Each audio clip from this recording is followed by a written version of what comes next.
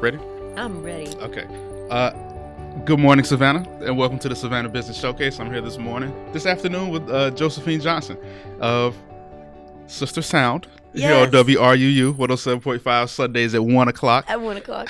And she's also here to promote and talk about her Kickstarter campaign, Josephine Johnson's Tiny Telephone Studio Record. That's it. Okay. Hi, good afternoon, Travis. Yeah, I'm glad you made it. I'm glad to be here. Thank you. So the way I like to start my shows now is with the scenario. Okay. You're walking through your neighborhood. A little kid comes up to you and says, "Josephine, you're my hero. I want to be just like you when I grow up." So in the language that a 10 or 12-year-old can understand, what does it take to be Josephine Johnson? Well, my friend, would you like to go on a walk with me to Forsyth Park? Want to go hang out? Okay, let's go hang out. So the first thing I would do, I would invite one of my neighbor kids to come on a walk with me. It's really funny because I do have little neighbor kids that are my pals, actually. Nice. What does it take? It takes getting up early in the morning. It takes being focused. It takes staying positive and never giving up, no matter how dire the odds might seem against you. It takes reading a lot of books, and it takes a lot of practice of whatever it is that you want to do, whatever it is you're good at. If it's an instrument, or maybe it's biology, it takes reading about that thing, or it takes practicing that instrument as much or as often as you can. And let's go to the park and look at some birds, which I've done with my neighbors. Awesome. So you said practicing a lot, and I listened to one of your shows recently, parts of it. I think you were here at the Universalist Unitarian Church. Is that correct? Yeah. Yeah. And yes. so you go into like it's almost a different persona where you start singing versus when you're not singing. Because like you were talking and it was like your natural voice, but then you started singing and it got really a little deeper.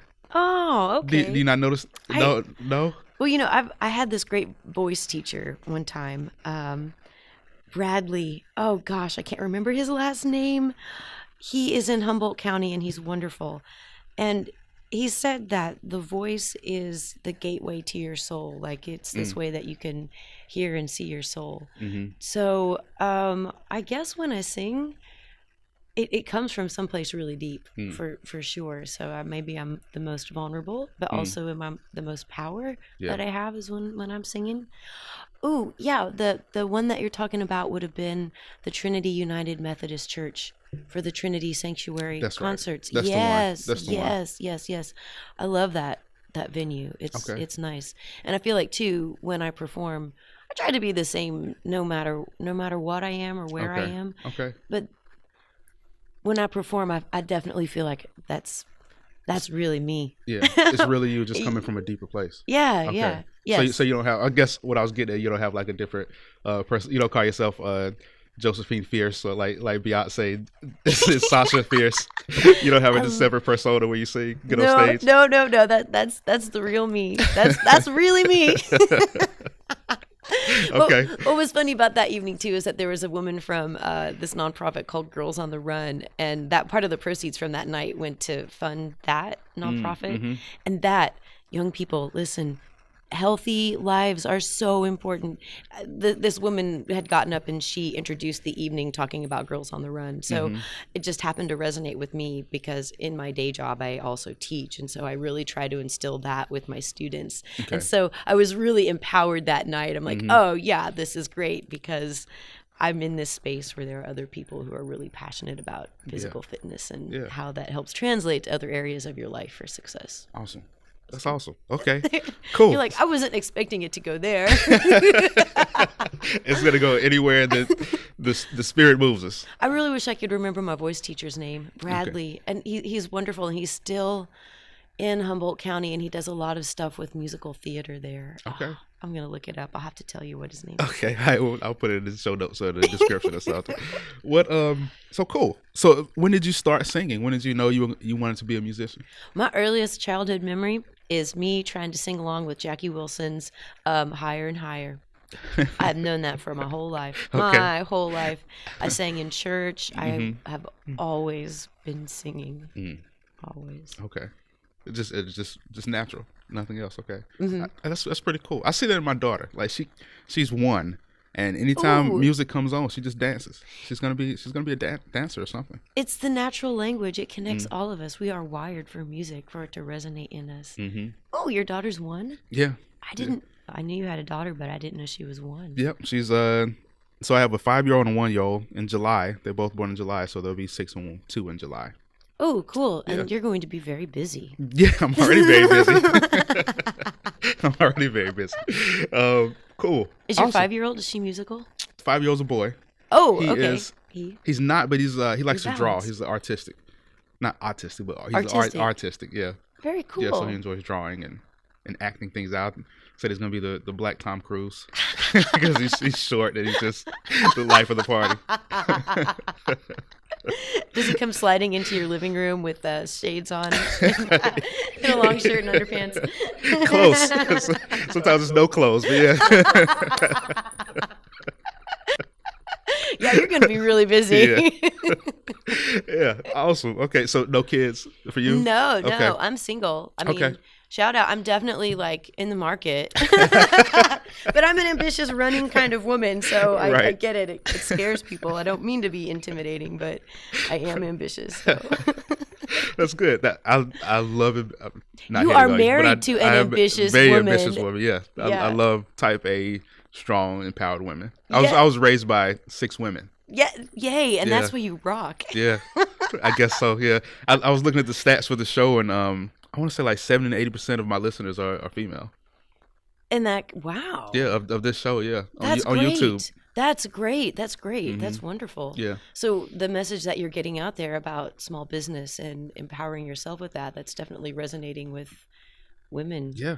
who want to Yeah. be empowered, or probably who already are empowered. Yeah, and Savannah is a strong city for women empowerment and women in business. Yes. And it's just like everywhere you go, there's another women's. And it's great, but you know what I'm saying. Mm-hmm. You know, trying to get it. Yeah, so it's women are strongly entrepreneurial here in Savannah. Yes. Yeah. Yeah. So and that's what you're doing now. You're raising money through your Kickstarter campaign. So what is the life like of a independent artist?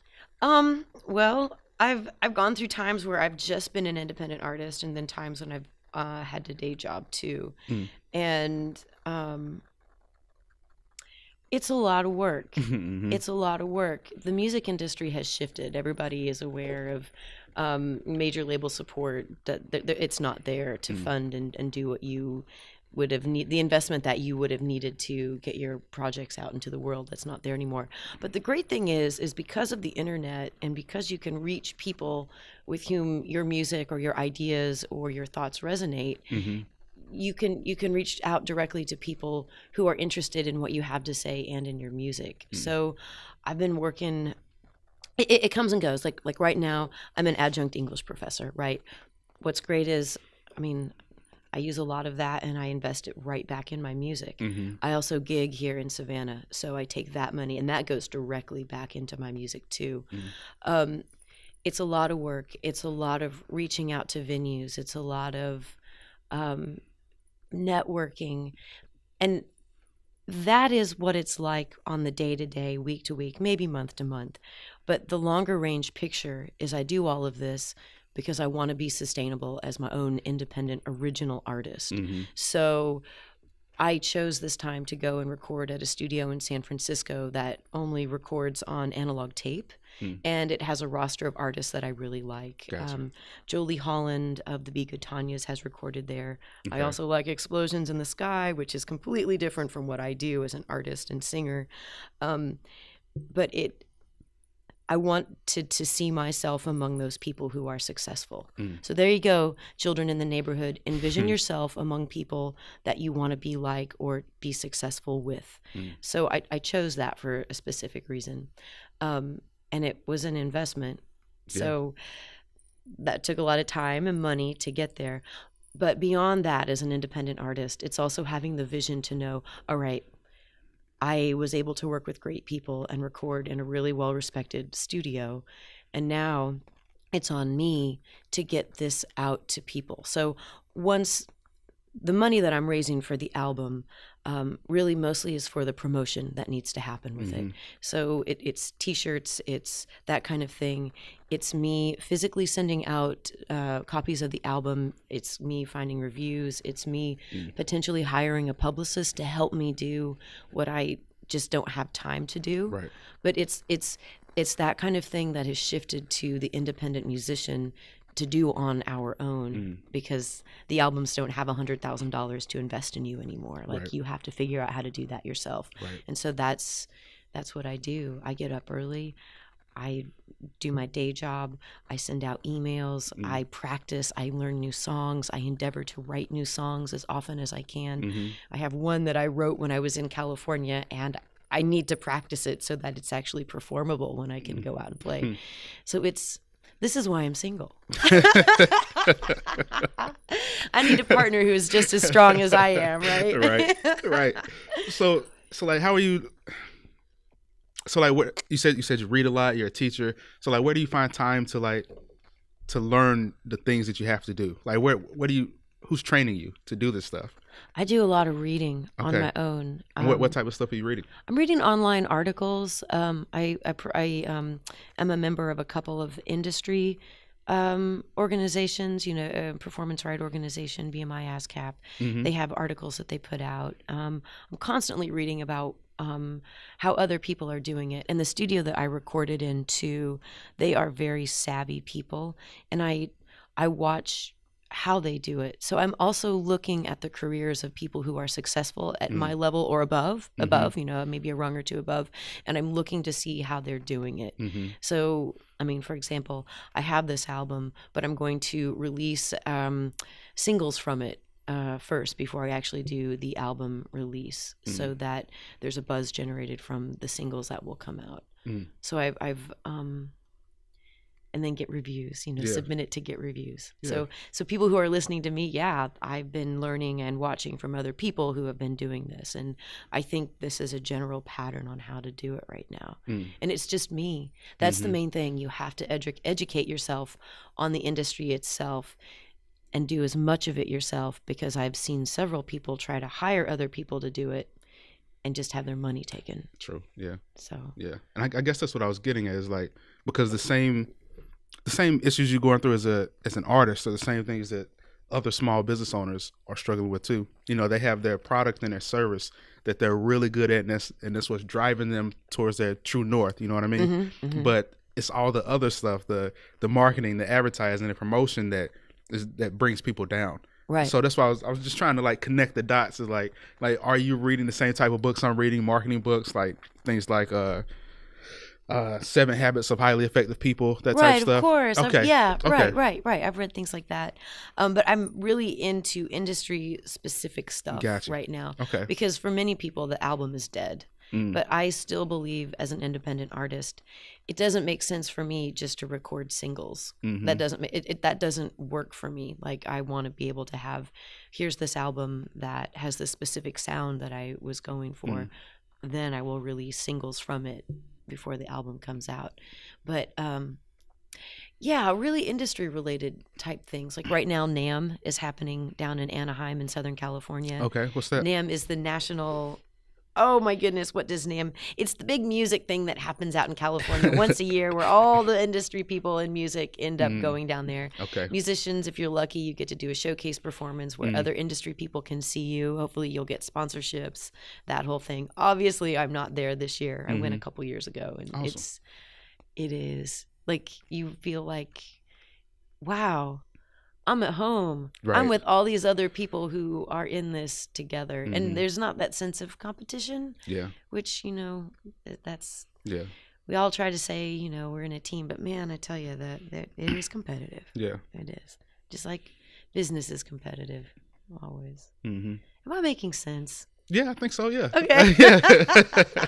Yeah. Whenever I'm around other entrepreneurs who think like me, or other podcasters, or radio hosts, community radio hosts, like you do feel at home, and it's more of like co-competitor, Yes. versus being against them. Like, you're both striving for an audience, but you're not really against each other. Exactly. You know? And that has been my goal with Sister Sound too, is to reach out here locally, and then I've had some regional and some national artists come on. But especially locally, my focus has been to build up relationships between women who are in music here in Savannah. Because here's the thing, like, when you watch a show like Seinfeld, for example, Elaine is the only woman. In many instances, we as women, we've been conditioned to see like one woman surrounded by men. Even in music, like there's usually one woman in our band is made of a bunch of men. I hired a woman to work on my album with me specifically because I didn't just want to work with a bunch of guys. Yeah. So, but it sets up this idea that there can be only one, right? So there's this, I find this in music. There still is this weird queen bee kind of thing that happens. So my goal here locally has been to build relationships and inroads with the other women who are here on the scene. And I think in large part that's working. I feel like there's a really great group of women that I get to work with here in town who are supportive of each other, and we're all playing similar gigs in similar venues, and we're helping each other get booked in these different places. So that I feel like has yay. I feel like that has been successful. Right. You know. Right. So why focus locally? I know other artists like want to move straight to. So where are you from originally? We didn't even jump back that far. Oh, so my where goodness. are you from? I come from a teeny tiny town called Greentown, Indiana. Okay. I grew up in a farming community. So everything I've done with my life is completely different from I am an anomaly in my family completely. Yeah. Which is a whole other I have an interesting history. I have goodness. My birth father lives in Atlanta, and I only met him recently in the last 10 or 12 years. So that's been an exciting kind of thing. But I grew up, the family I was raised in, I was the first person in my family to go to college. So, you know, once you leave home in that respect, there's no going back. Right. In a way. So I did that, and then I went to Savannah College of Art and Design, left for California, and then got into a grad program at Humboldt State University in Northern California. Okay. And then from there, all this whole time, I've always been playing music. Always playing music. I only ever went to graduate school so that I could have an opportunity to get a better day job to support myself for music. Because my family hasn't contributed any of this. Like I have done this all on my own. Gotcha. With wonderful professors who have believed in me and other communities who have believed in my talent and in my music. So I have definitely been blessed with lots of people around me to compensate for the lack of the family support. And I'm not being mean at all. I got you. I understand completely. Yeah. Okay. Yeah. I mean, bless my family's heart. Bless their heart. But I only returned back here in June of 2016. So I'm new coming back here. When I was here, I did a lot of work with Spitfire Poetry and this great guy named Clinton Powell. He passed away a couple years ago. It was really a great and wonderful time. And so when I was living in California and teaching during the day, I ended up moving down to Los Angeles, and I lived there for about 3 years. Taught during the day with a school that was affiliated with UCLA. We did a summer program where we took students who were marginally accepted to like UCLA and USC and Santa Monica Junior College. They just needed to improve their language skills. So we worked with them, did a summer program doing that.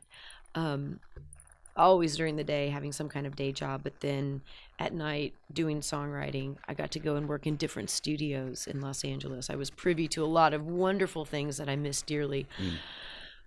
I lived in an artist collective for a while, and on May 1st, 2015, it burnt down. Oh, man. And I got out of there with my instruments, my car, my computer, and like my diplomas and my birth certificate, and that sent me on the road. I did touring that summer, and realized I needed something a lot more stable underneath me. And so I always liked Savannah, and it was cheaper to live here. That was one of the driving costs. One thing, like really everything I've ever done has been for music. It's just been a very circuitous path because I haven't had big investors yet. Yeah. I am looking for wonderful investors to help me here. Right. Because I've done so much of this myself. I've Yeah. done so much of it on my own. So I toured in that summer of 2015, in the fall of 2015, a little bit in 2016 in the winter, and then I got a job in Savannah teaching English, and I came back in June of 2016. And really it's been nice to be here because it's a lot more affordable, and I've been able to like save this money and reinvest it back into the music career that I very, very, very much want. So it all comes full circle. Yeah. I know it looks crazy from the outside. Like, girl, if you're going to invest $8,000 in something, why don't you buy a house? Because I'm a musician. Yeah. And I believe in that. And I believe that I have amazing things yet to share. And a big investor would really help me do that. Right. I understand completely. I mean, you have your true north. You know where you're going. Yes. And whether anybody else understands it or not, you have to follow that path. Exactly. Yeah. And That's how I wake up every morning. Broke but happy. Yes. And you're not broke. No, I'm not. No. You're like totally on top of it and fixed. Maybe money might be a little scarce, but whatever. You are never broke. You are never ever broke. I appreciate that. Totally. Yeah. All right. Cool. So like, why? Listen to you. So why the focus on local? Because I lived in Chicago too. I started a mastermind there that grew to like 600 people, and I did like a radio show there too, podcast. And then I came here. I did some stuff in Charlotte. I did some stuff here, and it's something in the local community that's growing and that's powerful. But I don't know how to put my finger on it yet. So I guess my question to you is like, why the focus on local artists? Well, let's see. On Sister Sound, I've had like through Sister Sound, I've had Gracie and Rachel, and they're now national. They came as part of a Stopover last year, and I've had some other like regional, almost national people come through on the show that I've been able to get on there. But I feel like here locally, there are a lot of women out on the scene musically, and I really want to help again. Foster bridges and build camaraderie so it's not a competition, and so that we all really can work, because all of these women that I know working on the scene down here, they all have albums, they all want to go and be regional and national touring independent artists. Like we are working locally so that we can build and make bigger and bigger and bigger and have sustainable music careers that take us beyond Savannah. And so that, Savannah can call us, hey, she built her career here. Yeah. So I guess that's start local, but then think big. Does that make sense? Yeah. I mean, it sounds like you've done in Chicago. You had a podcast and you had a mastermind of 600. What does that mean? I'm sorry. I'm like, wow. Completely different industries. I'm sorry. No, so a mastermind is basically the way I did it. I started a meetup.com, and on there I started a group, and we once a month I would hold an event.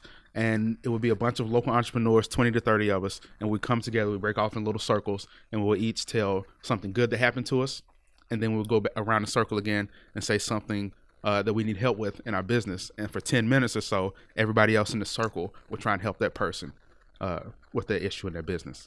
So that's a mastermind, right? Where you just get a group of your friends and peers. And have you done that here? I tried it. I might do it again. Okay, that sounds great. Yeah. It helps a lot of people, and it's kind of it's exactly what you're doing, with trying to help and build camaraderie within the music industry. Yes. Yeah, so I did that, and from that I would pick out like different local entrepreneurs in Chicago who stood out in the meetings, and I would ask them to come on my interview show, podcast. Then. Wow. Yeah. Do you miss Chicago? No, it's cold. It's really cold. Oh, it is too cold. My half sister lives in Chicago, and so I get text messages from her, and she's like, "Girl, it's -17 today. -17 yesterday. It was -30." I'm like, man. "Oh." Yeah, gosh. no. Actually, that wasn't this week. That was 2 weeks ago. Yeah, I don't miss it at all. No. In the summers, it's the best city in the world. Yes. You know? Oh, yeah. The lake is great. Yeah. But in the wintertime, I don't know how Which is people most live of the there. year. Yeah. I know. That's the worst part. Well, I'm glad you're in Savannah. Me too. Savannah's beautiful. Okay, so we're gonna take a break in a second. How is there anything you wanted to say before we go to break? Did we leave anything out? Let's see. Gosh, the Kickstarter is Josephine Johnson's Tiny Telephone Studio record. You can find it there. Okay. How can people find you? Find out more about you. My website is josephinejohnsonsings.com. Okay. And so the website's the best way. Like social media, what used to Josephine Johnson Sings on Facebook and all that stuff. Yeah, same thing. Okay, cool. All right, that makes it simple. And I think the handle for my page on Facebook is Josephine Sings. Okay, cool. And then Instagram, Josephine.Johnson. Okay. Yeah, we'll take a break and we'll come back. Well, alrighty. All right, and we'll come back to the lightning round and I'll walk you through that. All right. Oh my